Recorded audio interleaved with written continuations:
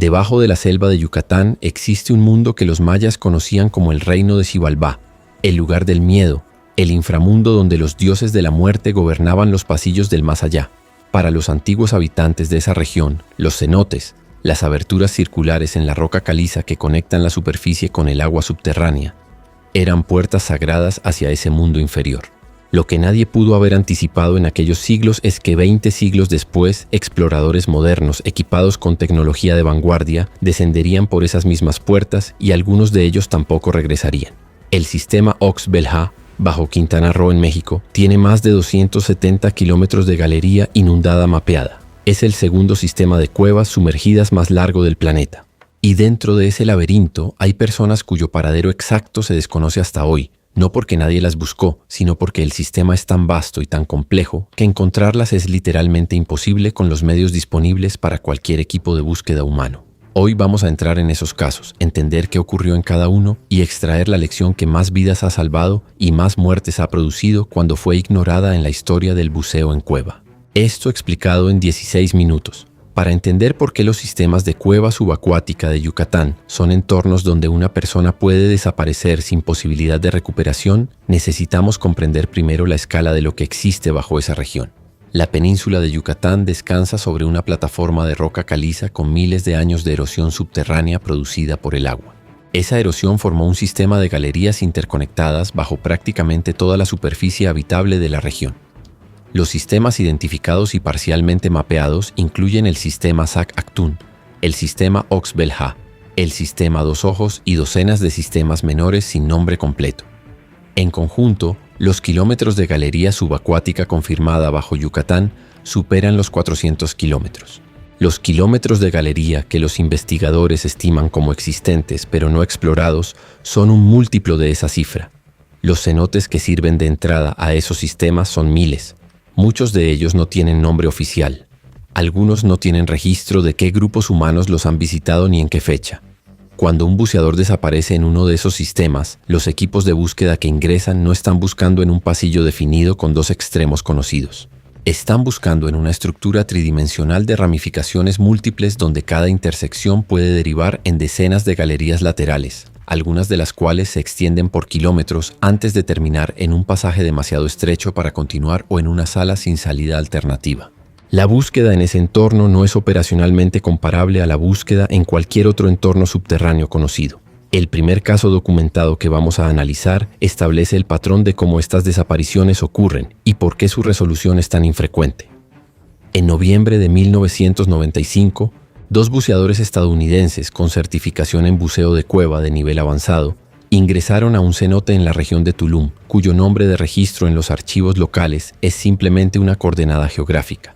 El cenote no era conocido públicamente como acceso a ningún sistema mayor.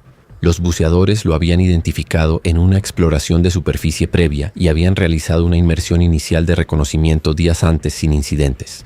El segundo ingreso estaba planificado como exploración de las galerías laterales detectadas en la inmersión inicial. No regresaron. El vehículo con el que habían llegado fue encontrado en el camino de acceso al cenote 48 horas después, cuando sus contactos locales activaron la alarma al no recibir noticias en el tiempo acordado. Los equipos de búsqueda de la comunidad de buceo de Tulum, que en ese periodo ya contaba con rescatistas con entrenamiento específico en cenotes, ingresaron durante 3 días consecutivos. Encontraron la línea de exploración que los dos buceadores habían tendido, que se extendía aproximadamente 340 metros desde la entrada principal y terminaba abruptamente en una bifurcación de galería. No encontraron cuerpos ni equipo abandonado más allá de ese punto. La interpretación más probable del análisis del estado de la línea fue que los buceadores habían continuado más allá del punto de anclaje final de su guía sin tender línea adicional, posiblemente porque confiaban en regresar por el mismo camino visual. En las galerías inundadas de Yucatán, la visibilidad puede alcanzar 30 metros en condiciones de agua clara, lo que puede generar en buceadores experimentados la ilusión de que el camino de regreso es obvio. Cuando el movimiento en el sedimento del fondo o el desplazamiento involuntario de posición enturbia el agua, esa visibilidad puede reducirse a 0 en segundos. Sin línea de guía, en agua turbia, en una galería de ramificaciones múltiples, la orientación es físicamente imposible. Los dos buceadores de ese cenote sin nombre siguen sin ser encontrados. Sus cuerpos están en algún punto del sistema, a una distancia desconocida de la entrada, en una galería que puede no haber sido explorada desde entonces, o que puede ser físicamente inaccesible para un buceador con equipo convencional. Avancemos a un segundo caso que ocurrió 15 años después, en un cenote del sistema Oxbel-Ha con mayor documentación de exploración previa, y que ilustra cómo la desaparición puede ocurrir incluso cuando el buceador tiene experiencia específica en ese sistema. En agosto de 2010, un buceador técnico estadounidense de 41 años con más de 400 inmersiones en cenotes de Quintana Roo y participación activa en expediciones de mapeo del sistema Oxbel-Ha, ingresó al cenote conocido en el registro de exploración como Ponderosa, uno de los accesos más utilizados y mejor documentados del sistema en ese periodo. El buceador tenía como objetivo explorar una galería lateral que había detectado en una expedición anterior y que no había sido mapeada en los registros disponibles hasta ese momento. Era una inmersión en solitario, aprobada internamente por el equipo de exploración al que pertenecía debido a su nivel de experiencia y a su conocimiento específico del sistema. No regresó. Los equipos de búsqueda que ingresaron a las 12 horas del plazo establecido encontraron la línea de guía personal del buceador extendida a lo largo de los primeros 420 metros del sistema principal hasta la bifurcación donde la galería lateral comenzaba. La línea continuaba hacia el interior de esa galería lateral. Se extendía aproximadamente 180 metros en su interior en dirección descendente, hacia una sección del sistema que los mapas de ese periodo indicaban como no explorada. Terminaba en un anclaje final. No había cuerpo ni equipo en el extremo de la línea, ni en los 50 metros de galería más allá del anclaje final que los rescatistas pudieron alcanzar antes de llegar a su propio límite de gas de seguridad. La búsqueda duró 72 horas. Participaron 12 buceadores con entrenamiento de búsqueda subacuática en cueva, incluyendo 4 miembros del equipo de rescate de cenotes de Quintana Roo y 8 espeleólogos subacuáticos convocados específicamente para la operación. Cubrieron todas las galerías accesibles con el equipo disponible en un radio de 600 metros desde el punto del último anclaje. No encontraron al buceador desaparecido. El análisis de los patrones de gas del buceador, reconstruido a partir de sus anotaciones de inmersiones previas, sugería que con el equipo que llevaba tenía autonomía para penetrar aproximadamente 800 metros adicionales desde su último anclaje documentado.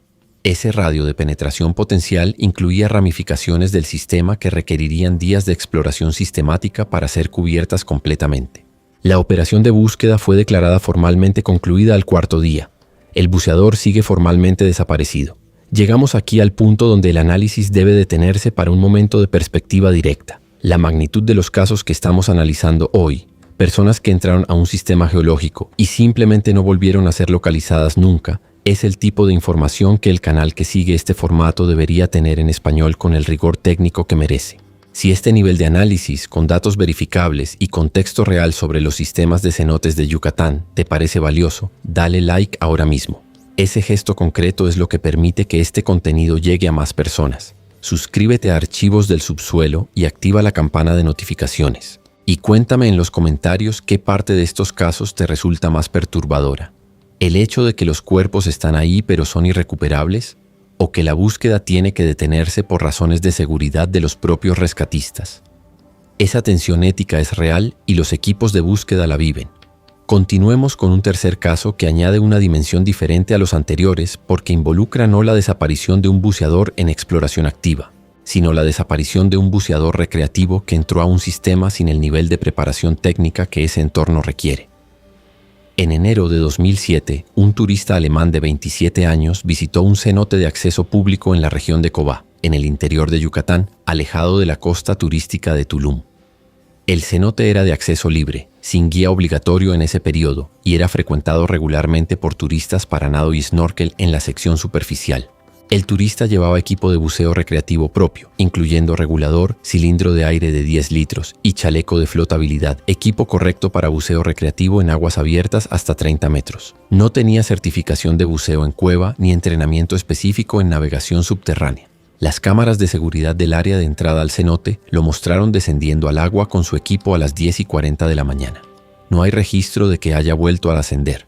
Al cierre del día, cuando el personal local del sitio realizó la verificación habitual de visitantes, el equipo del turista no estaba en la zona de cambio. Una consulta con su alojamiento confirmó que tampoco había regresado. Los equipos de búsqueda locales, notificados esa tarde, ingresaron al cenote esa noche. Lo que encontraron cambió permanentemente la gestión de ese cenote específico.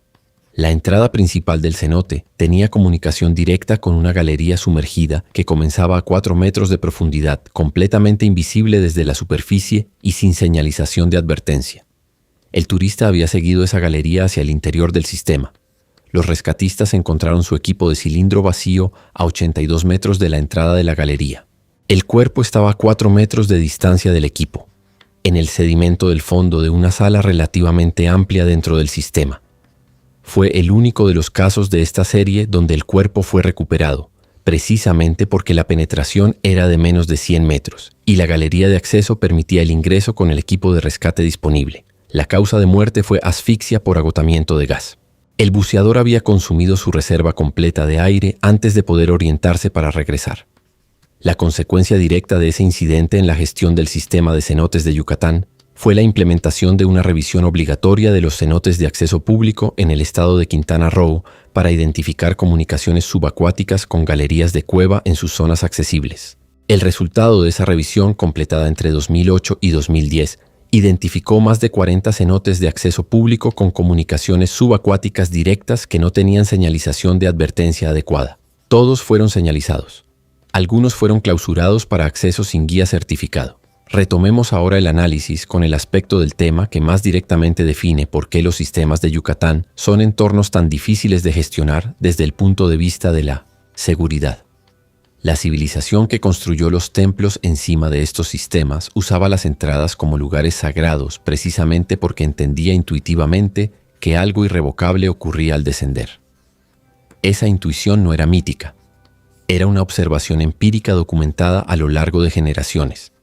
La geología de la plataforma calcárea de Yucatán produce un tipo de sistema de cueva específico que los espeleólogos denominan laberíntico, en contraposición a los sistemas lineales donde la galería tiene una dirección predominante. En un sistema laberíntico, cada sector puede conectar con múltiples sectores adyacentes de formas no predecibles desde el interior sin mapeo previo. La exploración en esos sistemas sin línea de guía continua y sin el entrenamiento específico para navegación laberíntica es operacionalmente análoga a intentar resolver un laberinto en papel pero en 3 dimensiones, en oscuridad total, con reserva de oxígeno limitada y bajo los efectos fisiológicos del nitrógeno a presión. Un cuarto caso que cierra el análisis narrativo de esta serie involucra una expedición de exploración en el sistema Ox-Belha en 2014, donde la desaparición no fue de un buceador, sino de la línea de guía de una sección entera del sistema, lo que convirtió un retorno planificado en una emergencia de navegación. 2 buceadores mexicanos con certificación de exploración nivel avanzado estaban realizando una expedición de extensión de mapa en una zona sur del sistema Ox-Belha cuando el anclaje principal de su línea de guía, instalado en una bifurcación a 620 metros de la entrada, cedió por razones no determinadas. La línea quedó flotando libremente en la galería sin referencia de dirección. Los buceadores habían continuado aproximadamente 300 metros más allá de ese anclaje cuando regresaron y encontraron la línea suelta. Durante 42 minutos navegaron en el sistema con la línea de guía no confiable, tomando decisiones de orientación basadas en la dirección de la corriente del agua, la inclinación del techo de la galería y su memoria de los puntos de referencia geológicos que habían observado durante el avance. Ambos salieron a la superficie con reservas de gas mínimas, pero dentro del margen de seguridad. El informe que presentaron al equipo de exploración después del incidente fue utilizado como material de formación en los talleres de navegación de emergencia de la comunidad de espeleología subacuática de Quintana Roo. Sobrevivieron porque tenían el entrenamiento específico para ese escenario exacto. Habían practicado navegación sin línea en condiciones controladas. Conocían los indicadores secundarios de dirección en ese tipo de galería. Y habían administrado su gas con la precisión que solo la práctica sistemática de la regla de los tercios puede producir en una emergencia real. Lo que los casos de Yucatán construyen en conjunto, desde el cenote sin nombre de 1995 hasta la expedición del sistema Ox-Belha de 2014. Es una imagen precisa de cómo la diferencia entre regresar y no regresar en un sistema de cueva subacuática no es el coraje ni la experiencia acumulada en otros entornos. Es la combinación de entrenamiento específico para ese tipo de sistema, administración de gas sin excepciones bajo la regla de los tercios y línea de guía continua desde la entrada hasta el punto más lejano del perfil de inmersión. Esas 3 condiciones son el estándar mínimo, no son el estándar ideal. Son el mínimo por debajo del cual el sistema geológico deja de ser un entorno de exploración y se convierte en lo que los mayas ya sabían que era, un lugar de no retorno. Si la historia de estas personas que entraron a los laberintos subacuáticos de Yucatán y no regresaron te dejó con algo que vale la pena compartir, hazlo ahora mismo con alguien que practique buceo en cenotes o que esté considerando hacerlo. La regla de los tercios del gas puede explicarse en 30 segundos. Las consecuencias de ignorarla en este entorno específico pueden durar generaciones. Suscríbete a Archivos del Subsuelo si aún no lo has hecho, porque el próximo análisis cierra esta temporada con los casos donde todo el protocolo fue seguido correctamente, toda la preparación fue adecuada y la montaña o el sistema geológico simplemente devolvió una respuesta que ningún protocolo puede anticipar. Los límites absolutos de lo que la preparación puede proteger. Gracias por estar aquí hasta el final.